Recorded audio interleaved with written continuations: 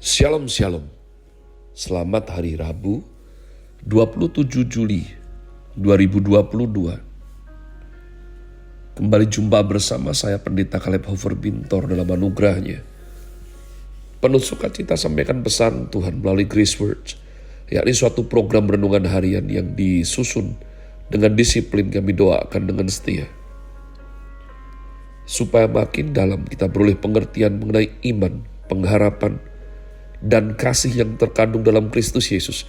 Sungguh besar kerinduan saya bagi saudara sekalian, agar supaya kasih dan kuasa firman Tuhan setiap hari tidak pernah berhenti menjamah hati, menggarap pola pikir paling utama. Hidup kita boleh sungguh terbukti berubah menuju Christ likeness. Berada dalam season autumn dengan tema bulan ini Boldness for the King. Ini tanggal 27 Tuhan, kita harus bersiap. Beberapa hari lagi kita akan masuk bulan baru, yakni bulan kemerdekaan, bulan Agustus. Grace Word hari ini saya berikan judul Warrior bagian yang ke-6. Warrior bagian yang ke-6. Mari kita bergegas menuju ayat yang menjadi fondasi. Saya berbagi pesan Tuhan hari ini, yakni 2 Samuel 23. 2 Samuel 23 ayat 8-12.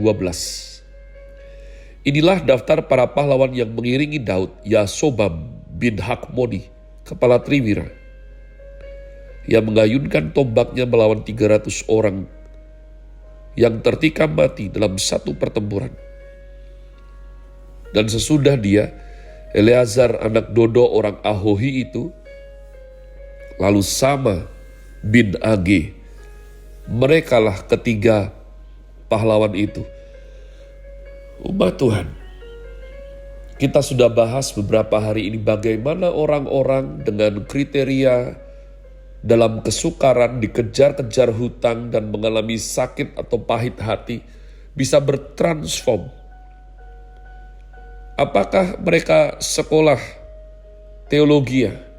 Apakah mereka mengalami sakit jantung? Kenapa saya seperti itu? Karena kadang-kadang khotbah pendeta mau sebagus apapun bisa dikalahkan oleh cancer stadium 4 atau serangan jantung, umat Tuhan.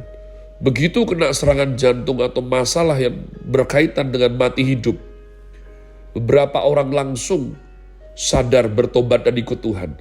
Kalau dikhotbahi ya bisa tahunan, tapi juga itu semua belum tentu. Saya lihat umat Tuhan, betapa sangat penting dalam hidup ini kita itu memberi diri dipimpin oleh orang seperti apa. Ya, ketiga Triwira ini, Yasobam, Dodo, Eleazar bin Dodo dan Sama. Entah sejak kapan mereka menundukkan diri untuk di bawah kepemimpinan Daud, bahkan sebelum jadi raja. Dan tidak pernah tertulis mereka cari perkara. Tidak pernah tertulis mereka kurang ajar. Kenapa saya demikian berkata? Seperti Yoab misalnya. Yoab juga orang hebat. Tapi secara berkala Yoab kurang ajar sama Daud. Yoab memberikan suatu gejala pemberontakan. Kalau memberontak tidak, tapi dia secara berkala, ya, dia menunjukkan kalau dia tidak tunduk kepada Daud. Sampai nanti pada akhirnya, dia melakukan beberapa kesalahan yang fatal, di mana Daud sudah berkata jangan, dia tetap melakukannya. Tiga Triwira inilah kekuatan daripada Daud sampai nanti mempunyai 30 pendekar yang lain. Dan akhirnya Tuhan tambahkan lipat kali gandakan para warrior ini sehingga Daud didudukkan atas tahta Yehuda dan juga tahta Israel, 12 suku. Mereka tidak memikirkan nyawanya. Mereka berusaha berbakti. Nah umat Tuhan, Bagi orang yang tidak mengasihi pemimpinnya, taat itu penderitaan. Ya, taat itu penderitaan, tapi tetap dilakukan karena takut. Oleh karenanya, Bapak Rohani saya mengajarkan, kalau takut akan Tuhan saja kamu sulit, bagaimana bisa masuk level yang lebih tinggi, yakni cinta Tuhan. Wow, saya renungkan perkataan itu, iya ya. Kita taat kadang belum karena kita sayang kok. Nomor satu karena takut. Karena takut kita taat. Kalau sudah masuk level sayang Tuhan, kita taat karena kita mengasihi Tuhan. Ringan. Tapi kita belajar awal mula itu ada rasa enggan. Berat, tapi karena kita takut akan Tuhan, kita melakukannya. Nah, orang-orang yang sampai di level takut akan Tuhan, dia akan mengerjakan kehendak Tuhan. Ya, dan itu belum tentu motivasi yang keliru. Yang salah adalah ketakutan akan Tuhan. But fear of the Lord, itu adalah permulaan bijaksana. Tapi ketika sudah masuk sayang, mengasihi Tuhan, waduh, tanpa beban, dia melakukannya karena sayang. Sebagaimana dilakukan Trimira tadi, mengambilkan air sejuk dari perigi Bethlehem yang dekat pintu gerbang.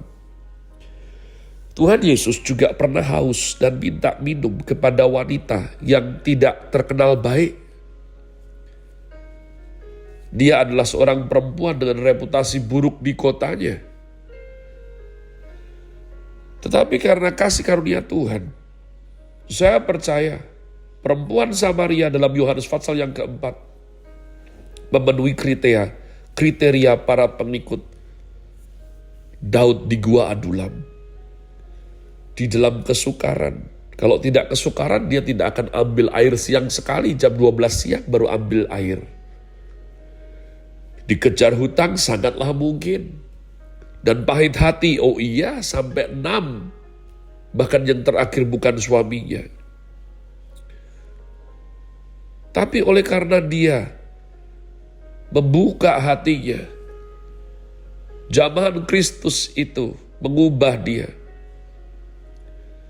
Maka dia berteriak, dia bersaksi bahwa dia sudah ketemu dengan Mesias. Dia membawa seluruh kotanya untuk datang kepada Yesus. Dia buat apa yang tadinya kelemahan, yakni aib kehidupannya, menjadi suatu daya tarik membawa orang kepada Kristus. Dia teriak, orang itu tahu busukku. Padahal dia bukan orang sini. Orang itu tahu aibku. Orang itu tahu rahasia-rahasiaku yang dalam. Bukankah dia Mesias? Orang membuktikan dengan datang kepada Yesus. Saya rasa sebab nanti di perjanjian baru Tuhan Yesus juga disebut anak Daud. Maka Daud dalam beberapa hal juga merupakan tipologi daripada Yesus Kristus Tuhan. Pada waktu saya ditanya oleh kawan saya, kita dulu sama busuknya, sama tidak bermasa depan. Bahkan dia tidak dikeluarkan sekolah, saya dikeluarkan dari sekolah. Lalu dia berkata, bagaimana bisa hidupmu seperti sekarang ini, Caleb Hofer? Aku lihat hidupmu dalam keadaan yang sangat baik, katanya. Orang menghormati, menyayangimu. Berkat Tuhan ada atas keluargamu.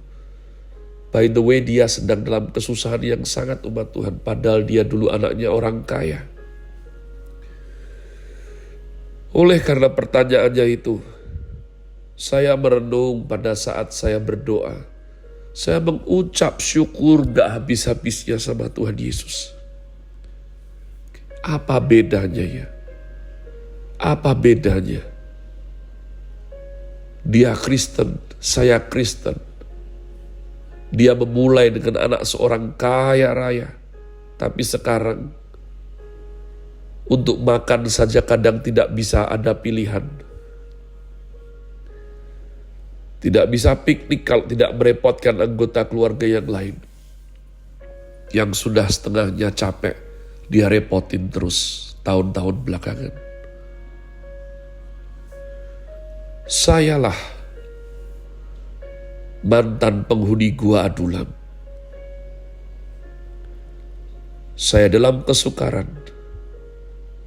Saya ingat sekali saya dikejar-kejar hutang. Dan saya mengalami sakit, pahit hati, pengkhianatan, hal-hal yang tidaklah mudah. Syukur kepada Allah. Tuhan Yesus pulihkan saya. Saya belajar menundukkan diri. Saya belajar dibapai.